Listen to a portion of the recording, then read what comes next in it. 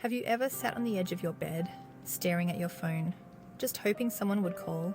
Not anyone in particular, just someone. Someone who sees you, someone who chooses you. I used to pretend I didn't care. I laughed in public. I quoted scriptures online. But late at night, I'd bury my face in a pillow and cry into the silence. I fasted. I prayed. Every time someone said, "Your husband is coming," I smiled. But deep down, my heart whispered, "When, Lord?" So I felt stuck in a story I didn't write, waiting, wondering if God had forgotten my name. And then everything changed, not because a man showed up but because I finally realized I wasn't just praying for a husband. I was praying to break a chain. This is how I met my husband, but before the wedding, there was war. How I Met My Husband, a restoration story based on a true life story. It didn't start with me. I used to think it was just bad luck. One broken relationship after another, betrayal, abandonment, lies. But the more I looked, the more I noticed something. My mother, married, then divorced. My grandmother, left to raise 5 children alone. My aunties, lovers, never husbands, and all of them. Strong women, but women who suffered in relationships. I remember one day, after yet another relationship had crashed to the ground, I sat on my bedroom floor and asked God, "Why does love always leave?" That's when I heard it. Not out loud, but deep in my spirit. "You're fighting something older than you." I didn't understand at first. But the dreams started. The patterns became clearer. The more I fasted, the more it revealed itself. I wasn't just dealing with heartbreak. I was confronting a generational altar. And suddenly I realized this was spiritual. Love in my family always came with pain. Commitment came with chaos. And whenever joy came close, something stole it.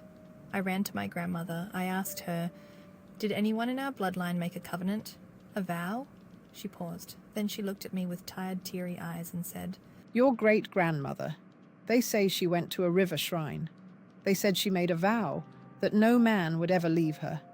But after she died, none of us could keep a man. That night, I couldn't sleep. I cried, I prayed, I lit a candle and opened my Bible. And I said it with fire in my bones. Whatever altar my bloodline built, Lord, I tear it down. I do not agree with it. I belong to Jesus. I went into fasting, serious fasting, 3 days, then 7 days, then 21. Midnight prayers, prayers with tears, prayers with groaning, prayers with scriptures soaked in oil and desperation. I wasn't praying for a man anymore. I was praying for my bloodline. I wanted to be the last woman in my family to cry herself to sleep over a man who never stayed. I wanted my children, my daughters, to be free. It wasn't cute. It wasn't Instagrammable. It was war. I had to forgive men I hated. Had to let go of people I swore I'd never release. I had to choose holiness over validation.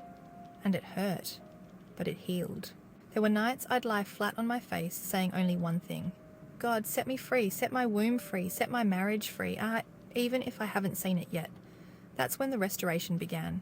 Not outside, but in me. Before I ever met a man, God met me in the dark. And slowly, gently, he began to pull me out of the grave of my bloodline, out of the pattern, out of the lies.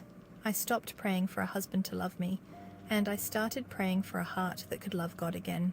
And that was the beginning of everything. Because after I learned about the altar, something in me changed. I couldn't pretend anymore. I couldn't date casually anymore. I couldn't scroll through Instagram pretending I was fine. I needed God. Not just on Sunday. I needed him in my lungs. I needed his presence like food. So I shut everything down. I deleted numbers, blocked doors I used to peek through. I shut out noise, even from friends who meant well. Because this wasn't about getting married anymore. It was about getting free. I entered a season of consecration. A season of violent obedience. Not perfection, but surrender. I fasted. And not the kind you do just to lose weight. The kind where you're not just skipping meals, you're starving your flesh. After that night on my bedroom floor, after I learned about the altar, something in me changed. I couldn't pretend anymore. I couldn't date casually anymore. I couldn't scroll through Instagram pretending I was fine. I needed God, not just on Sunday. I needed him in my lungs. I needed his presence like food. So I shut everything down. and blocked doors I used to peek through. I shut out noise, because this wasn't about getting married anymore. It was about getting free. I entered a season of consecration, a season of violent obedience. Not perfection, but surrender. I remember one morning during worship I was on the floor, crying so hard I could barely breathe. I wasn't crying for a husband. I was crying because I finally saw how far I had wandered. Even though I was still in church, I had let bitterness grow where faith should have been. I had let loneliness push me into the arms of men I had no business loving. I had worshipped the idea of marriage more than I worshipped God. But he didn't shame me. He wrapped me in mercy, and he whispered something I'll never forget. Daughter, I am not withholding. I am protecting what's holy inside of you. That broke me. From that day forward, I didn't pray like a beggar anymore.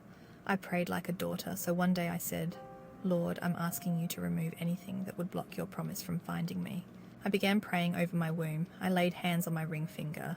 I fasted for my unborn children, because I knew now what I was fighting wasn't just about me. It was about legacy, and there was warfare. Some nights I couldn't sleep. I had dreams of old boyfriends, dreams of weddings that ended in funerals. The enemy tried to pull me back into the same old patterns. A few weeks into the consecration, I was sitting alone and the Holy Spirit whispered, delete his number. I knew exactly who, the one I still called friend, the one I still checked up on, the one I would run back to when I was lonely. I hesitated, and he whispered again, you cannot marry Pharaoh and enter the promised land. So I deleted it, and that night, I cried. Not because I missed the man, but because I had finally let go of the last piece of Egypt in my soul. Surrender is not easy. No, it's not pretty. It doesn't post well on social media. But it's the only path to true restoration. God had to strip me before he could cover me. He had to empty my hands, and before he could fill them. And though it was hard, though it was lonely, I started to feel something I hadn't felt in years. Peace. Not peace because I saw a wedding ring, but peace because I saw God. And he was enough. For the first time, truly, he was enough. And do you know what I noticed? Men weren't chasing me. But purpose was. Doors started opening. Opportunities came without manipulation. I was invited to speak, to serve, to lead. Not because I was loud, but because I was whole. And wholeness is magnetic. And gradually, I wasn't looking for love anymore. Not because I'd given up, but because I had given it over to the one who writes better stories than I ever could. I had stopped asking, where is he? And started praying, Lord, keep me hidden until the right eyes find me. Because I had finally learned a man can't complete what he didn't create, and only the Creator knew what my heart really needed. So I waited, but this time I waited well. To cut the long story short, I met him. Well, I had been asked to share about restoration, and in the back of the room, he was sitting there. I didn't notice him at first.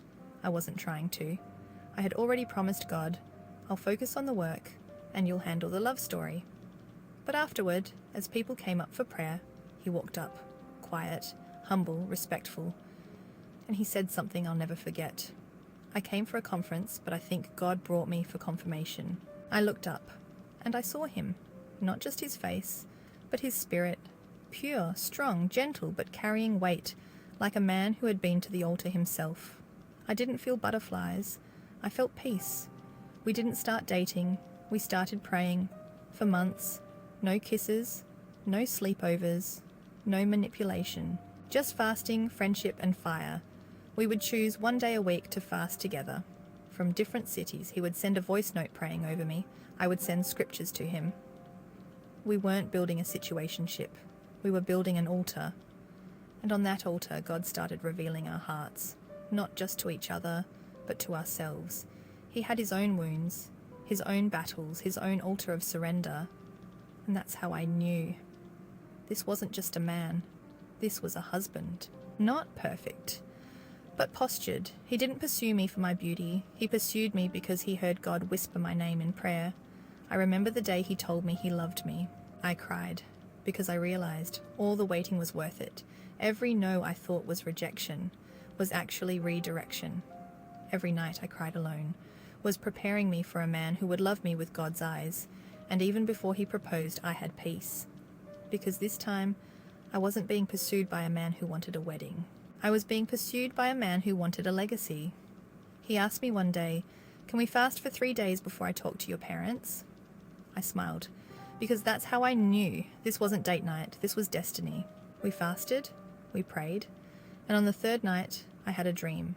I saw myself dressed in white, not in a gown, but in armor, sword in hand, crown on my head, and beside me, he stood, not behind, not in front, beside, and I heard heaven say, "I'm not just giving you a husband, I'm giving you a partner in purpose."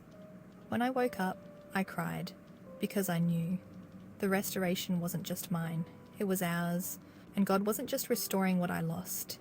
He was building something that had never been seen before in my bloodline.